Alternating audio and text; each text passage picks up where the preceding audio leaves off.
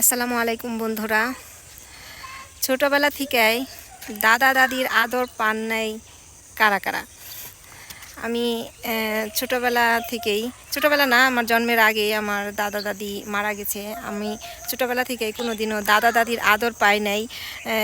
মানে এই জন্য বয়স্ক মানুষ, বৃদ্ধ মানুষ দেখলে না আমার কেমন জানি একটা ভালো লাগতো, মায়া লাগতো। মানে সবাইকে দাদি, মহিলা হইলে দাদি আর পুরুষ মানুষ হইলে দাদা ডাকার মানে আব্বুর কাছে সবসময় জিজ্ঞেস করতাম বয়স্ক মানুষ দেখলে যে উনি আমার কি হয় মা, উনি কি আমার দাদি হয়, আমি দাদি ডাকতে পারবো ওনারে?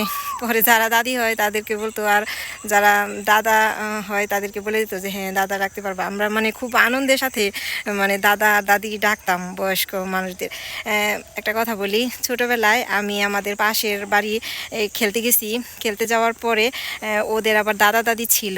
বিকেলবেলা দাদির সাথে ওরা মানে নাতনিরা অনেকেই, ওরা চাচাতো ভাই বোনেরা সবাই মানে খেলা করতেছি। তখন আমি ওই বাড়িতে গেছিলাম, মানে যাই ও দাদির সাথে আমরাও খেলতাম। তারপরে কেমন জানি একটা ফিল হইলো। কিছুক্ষণ পরে আমি মন খারাপ করে ওই বাড়ি থেকে চলে আসছিলাম। তো ঘটনাটা আমার পুরাটাই খুব ভালো করে মনে আছে। এবং এসে আমার আম্মা দেখি রান্না করতেছে। আমার আম্মার কাছে জিজ্ঞেস করছিলাম যে মা, আমার দাদি নাই?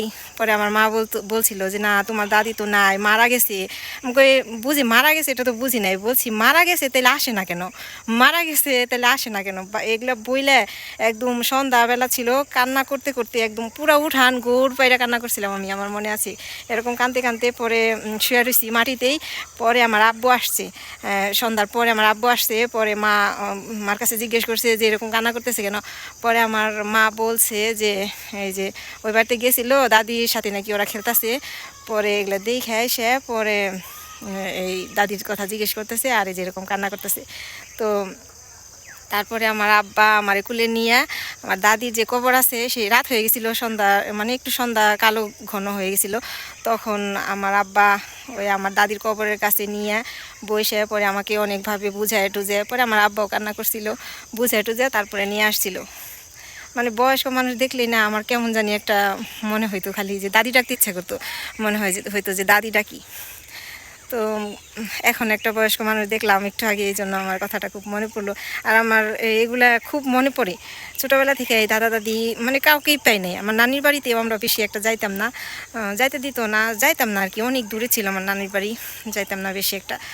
তো আমার নানা নানিও নাই।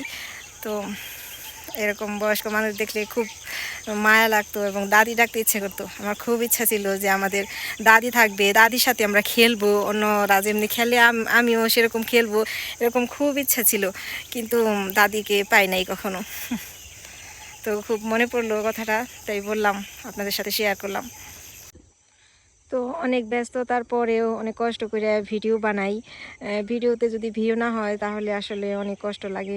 মাঝে মাঝে মনে হয় চ্যানেলটা ডিলিট করে দেই, আর ভালো লাগে না এরকম করে ভিডিও দিতে।